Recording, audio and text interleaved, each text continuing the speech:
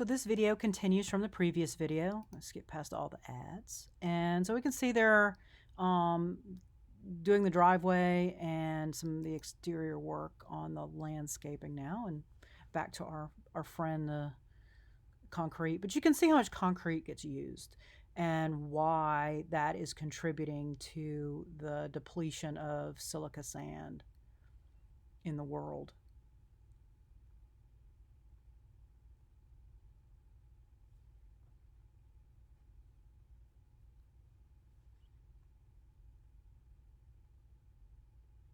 And my guess is that we're going to see finishing similar to the house on the right over there.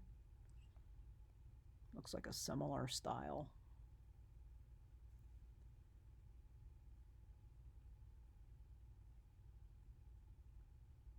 Yeah, see, with a small driveway like this, they just cut in those control joints.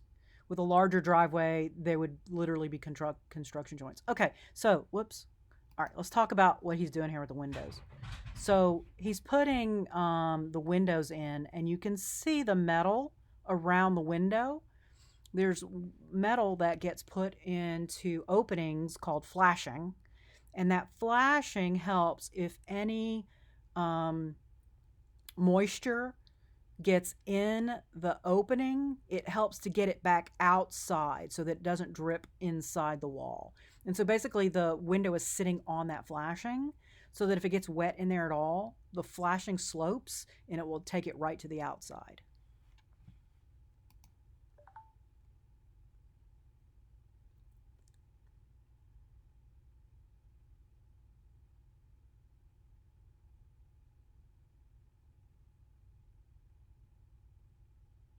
Okay, and now what they're doing is they're covering the soffit with plywood. And someone may come back and put the vents on here, because how that works is the air will come in through the air that's in there. The flow of air from the outside will come in through the soffit vents, and then it will help push it to keep that temperature cool on the inside in that attic. I mean, attics are always hot, but without venting, they can become death traps. But they also cause damage to the structure because it gets overheated. And so what this does is it reduces the expansion and contraction of the wood, but also it helps maintain the temperature of the house interior.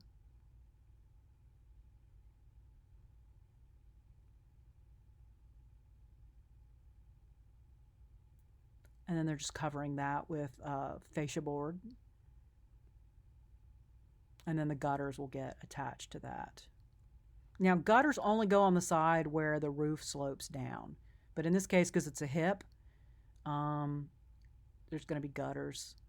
Okay, so now they put up, what they're putting up along the soffit here is a prefab plastic soffit cover, and it has vents. It has vents in it. You can see the vent, it looks like two lines. That's the soffit vent.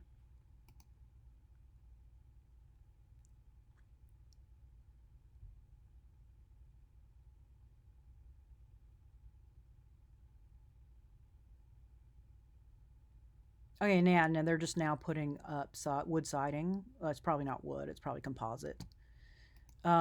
So wood is fantastic if you can paint it, and there are certain types of paint that protect wood, but plastic or composite, a composite is a cross between plastic and wood, are much more durable and they last longer. Of course, the negative of that is the off-gassing of plastic into the environment. Forever plastics that are now being talked about more in the news, that are contributing to environmental damage. So this is cheaper than brick, but it's also less green and less sustainable.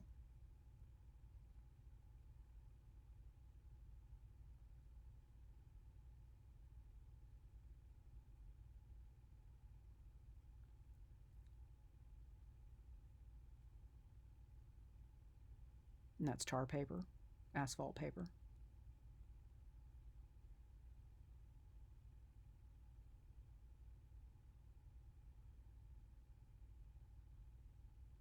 Okay, and so there's brick, but there's also something called thin brick, and it's much thinner than a regular brick, as you can see. In this case, it's that's a masonry unit. It's made out of concrete, and it fake looks like stone. And they're just putting that around as around the base of the house. It's going to be more durable, um, but it's also just a design element as well.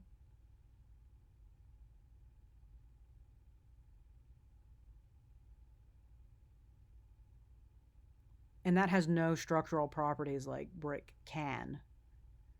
Brick is usually not used structurally anymore. Um, it just gives the appearance of full stone or brick without the expense.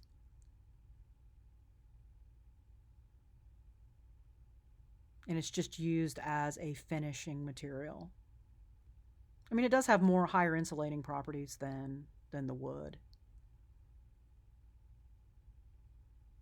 And so you'll often see this in house designs to save money.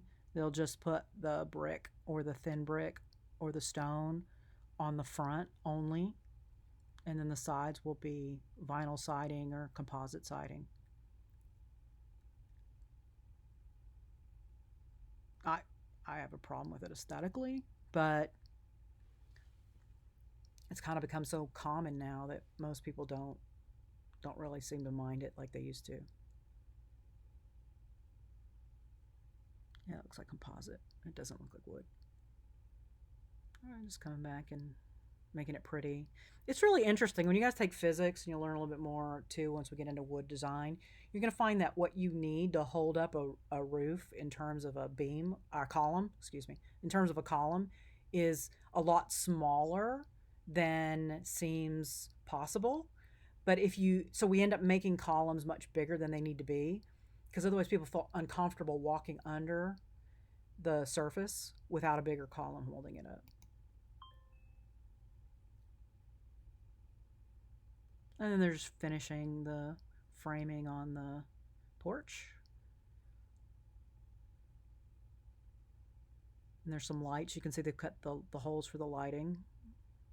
And you guys will take a whole course on electrical, plumbing, HVAC, the mechanical, electrical stuff.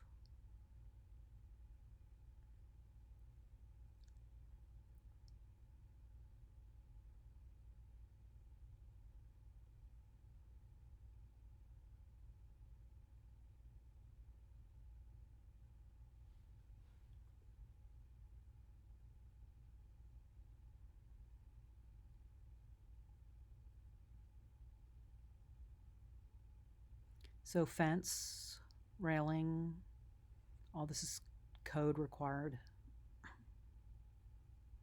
It's just to keep people from falling off.